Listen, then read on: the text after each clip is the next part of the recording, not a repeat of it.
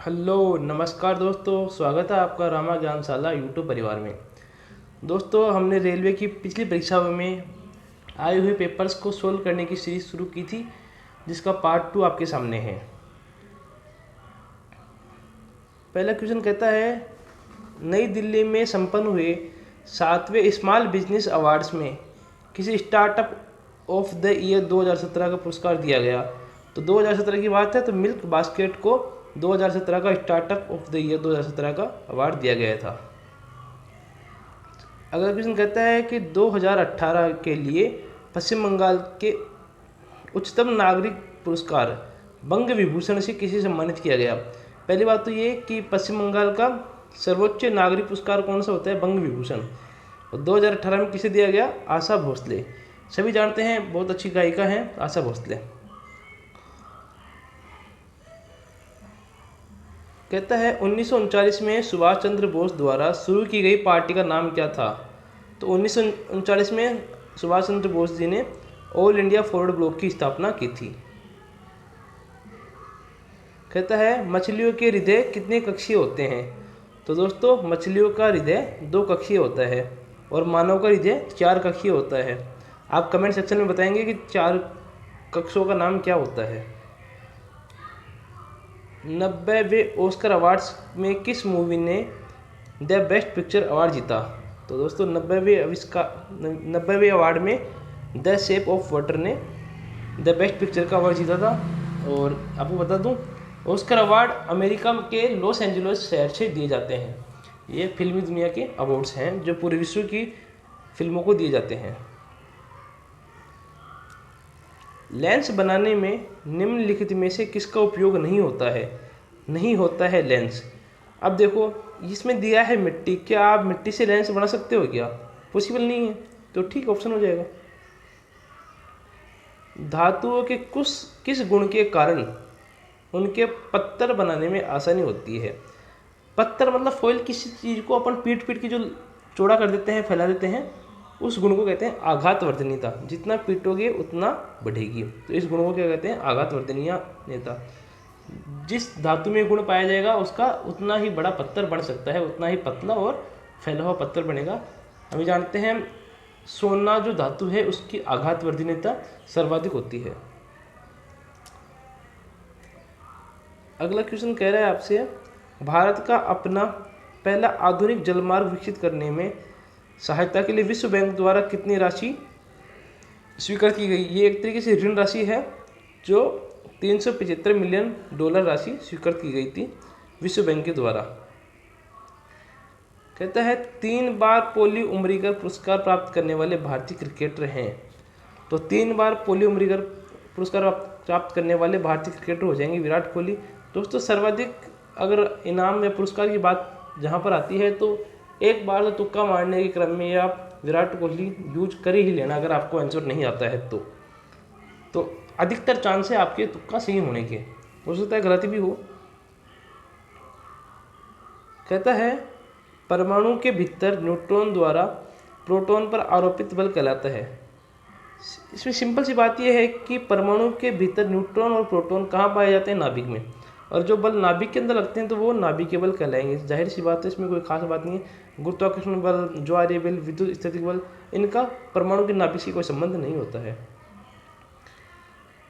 कहता है प्रधानमंत्री आवास योजना के अंतर्गत हाल ही में किसने शहरी गरीबों के लिए 20 लाख घरों की मंजूरी दी है। इसका आंसर हो जाएगा श्री वेंकैया नायडू।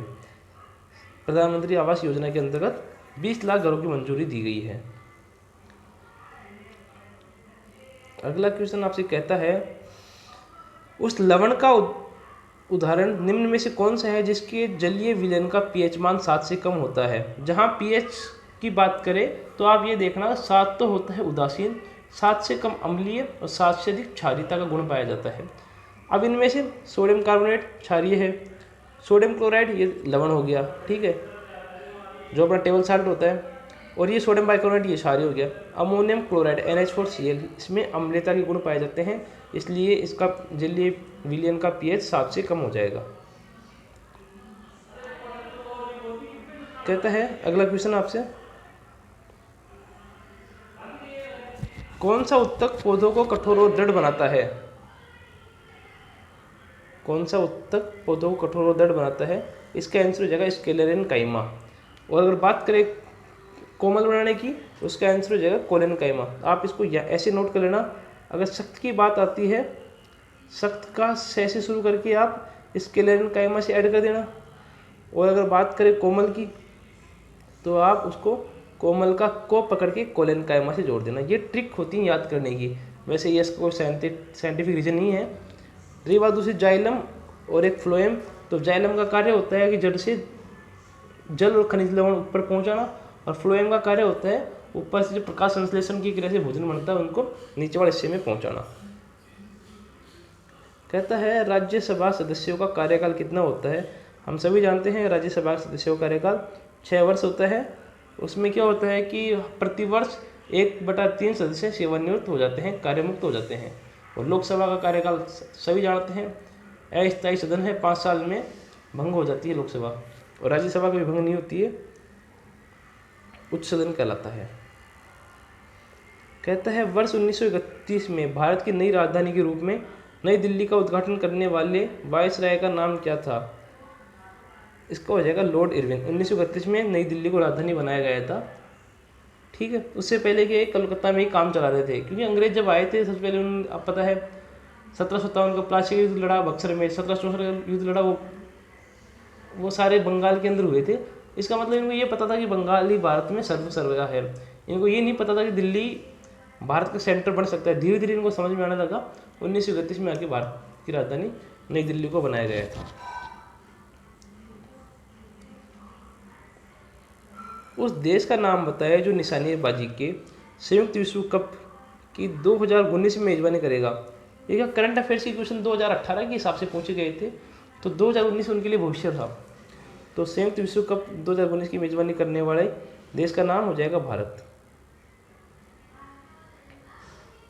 किसी वस्तु का भार सर्वाधिक होता है। दोस्तों आप ये चीज़ नोट कर लेना कि W = M/G होता है। वेट, W मतलब वेट, M मतलब मास, G फॉर ग्रेविटी। मतलब किसी वस्तु का भार होता है उसके द्रव्यमान और गुरुत्व बल के गुणनफल के अनुसार होता है। मतलब जैसे आपका वजन है 70 किलो है, 60 किलो है, और द्रव्यमान आपका ये मान लो बहुत कम है, ये तो सिर्फ आपको फील करने का ही है, ग्रेविटी इंटू मल्टीप्लाई करके आपके द्रव्यमान में फिर आपको भार निकलता है। और क्वेश्चन क्या पूछता है कि सर्वाधिक भार कहाँ होता है पृथ्वी पर? इसका आंसर हो जाएगा ध्रुवों पर, क्योंकि ध्रुवों पर गुरुत्व बल का मान अधिक होता है। सामाजिक मुद्दों पर सर्वश्रेष्ठ फिल्म के लिए 64वें राष्ट्रीय फिल्म पुरस्कार 2017 में राष्ट्रीय फिल्म पुरस्कार किसे दिया गया? इसका अर्थ हो जाएगा पिंक की मूवी। ये पिंक जो मूवी थी इसको राष्ट्रीय फिल्म पुरस्कार 2017 दिया गया था। ये क्वेश्चन आपसे पूछा गया था कि भारतीय रेलवे ट्रैक्स को डबल करने और विद्युतीकरण तथा साथ ही हाई डेंसिटी कॉरिडोर बनाने और उनकी क्षमता को बढ़ाने के लिए भारत सरकार ने किसके साथ $120 मिलियन के ऋण पर अनुबंध पर हस्ताक्षर किए हैं? तो एशियन विकास बैंक से भारत सरकार ने $120 मिलियन का ऋण लिया था। सीधी सी बात यही है। मनुष्य में पाए जाने वाले प्लेसेंटा उत्तक द्वारा निम्न में से कौन सा काम किया जाता है? दोस्तों प्लेसेंटा क्या होता है कि गर्भाशय में जब शिशु होता है तो उस समय बच्चे को भोजन मतलब और उसका जो मल मूत्र त्याग करने का काम होता है वो प्लेसेंटा के द्वारा किया जाता है। प्लेसेंटा को अपन आहार नाल या अपरा भी कहते हैं। तो भ्रूण से अपशिष्टों को बाहर निकालना और भ्रूण को पोषण प्रदान करना प्लेसेंटा का कार्य हो जाएगा। अब कहता है कि रक्त में शर्करा के स्तर में वृद्धि का पता किसकी कोशिकाओं द्वारा चलता है? ये सीधी सी बात हो रही है, ब्लड शुगर की बात हो रही है। तो ब्लड शुगर का पता लगता है अग्नाशय ग्रंथियों के द्वारा। कहता है कॉन्स्टेंटन धातुओं को मिश्रित करके बनाया जाता है। कॉन्स्टेंटन क्या है? एक मिश्र धातु है जिसका निर्माण कॉपर और निकल धातुओं को मिलाने से मिश्र धातु कॉन्स्टेंटन का निर्माण होता है।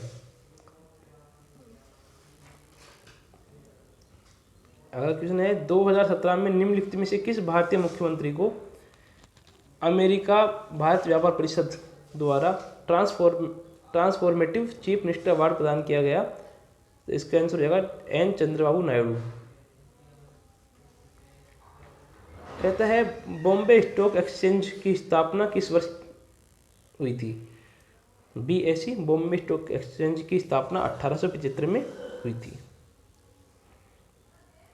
ये वो ऐसे क्वेश्चन है जो पिछली परीक्षा में पूछे गए थे, आपको इनसे मिलते जुलते क्वेश्चन पूछेंगे और क्या पता इनमें से कोई क्वेश्चन रिपीट भी हो जाए, तो आप ये वीडियो जरूर देखिए और कोई व्यक्ति अगर ऐसी तैयारी कर रहा है तो उस तक ये वीडियो जरूर पहुंचाए। कहता है गारो पहाड़ियाँ कहाँ स्थित है? दोस्तों आप नोट कर लेना, गारो पहाड़ियाँ ये मेघालय में स्थित हैं। गारो के साथ खासी और जयंतिया पहाड़ियाँ भी मेघालय में हैं और मेघालय में गारो, खासी, जयंती ये जनजातियाँ भी हैं। इनमें क्या मात्र सत्तात्मक समाज होता है, तो ये पहाड़ियाँ भी हो जाएंगी और जनजाति हो जाएंगी। दो नाम और याद कर लेना, खासी और एक आप नोट कर लेना जयंतिया। जयंतिया, गारो, खासी, एक तो गारो हो गया, खासी और जयंतिया, ये तीन पहाड़ियाँ भी हैं और इन क्षेत्र में निवास करने वाली जनजातियाँ भी जी हो जाएंगी।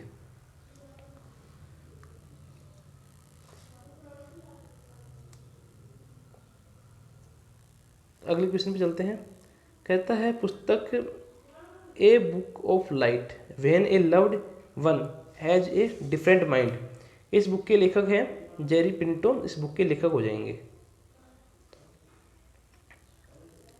और सबसे बड़ी बात, सब कितना अच्छा क्वेश्चन पूछा गया है, राम सेतु कहाँ पर स्थित है? तो सभी को पता है श्रीलंका और तमिलनाडु के बीच में जो पुल था, जिससे को पार करके या फिर जिसका निर्माण करके श्री राम वहाँ श्रीलंका पहुँचे थे और सीता माता को भारत लेके आए थे।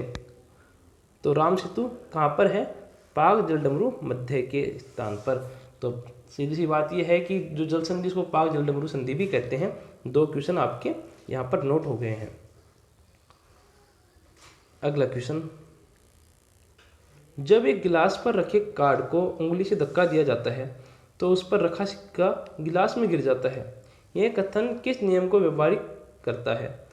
आप ये थोड़ा सा इस चीज़ को सोचने की कोशिश करो। एक गिलास रखा हुआ है, उसके ऊपर आपने कार्ड रख दिया, ताश का पत्ता रख दिया और उस ताश के पत्ते के ऊपर रख दिया एक सिक्का।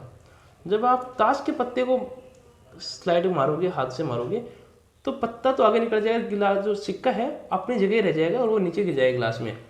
ये जड़त्व का नियम जो है, न्यूटन का गति का पहला नियम, उसके ऊपर आधारित तथ्य है। क्योंकि जड़त्व का नियम क्या कहता है कि कोई वस्तु जिस अवस्था में है वो उसी अवस्था में रहना चाहती है और परिवर्तन का विरोध करती है। तो अपन ने ताश के पत्ते के मारा, ताश का पत्ता चला गया, जो सिक्का था वो अपनी जगह रहने का प्रयास करता है, इस कारण वो वहीं रुक जाता है और नीचे गिर जाता है। अगला क्वेश्चन है, चंद्रमा पर किसी वस्तु का भार पृथ्वी पर उस भार का कितना % होता है या कितना भाग होता है? तो अपन वही बात कर रहे थे भार की। मैंने बताया था कि भार डिपेंड करता है गुरुत्व बल पे। और एक चीज़ और अपन नोट कर लेते हैं कि चंद्रमा पर जो गुरुत्व बल होता है वो पृथ्वी की तुलना में 1/6 होता है और द्रव्यमान तो हर जगह समान रहेगा। तो अगर चंद्रमा पर आप जाते हो तो वहाँ पर आपका जो भार है वो 1/6 हो जाएगा। अगर आप यहाँ पर 60 किलो के हो तो वहाँ जाकर 10 किलो के हो जाएंगे चंद्रमा पर। ये बात नोट करने की थी। आशा करता हूँ जो मैंने आपको समझाया वो आप समझे होंगे। और रामा ज्ञानशाला यूट्यूब परिवार आपके उज्जवल भविष्य की कामना करता है। बहुत बहुत धन्यवाद।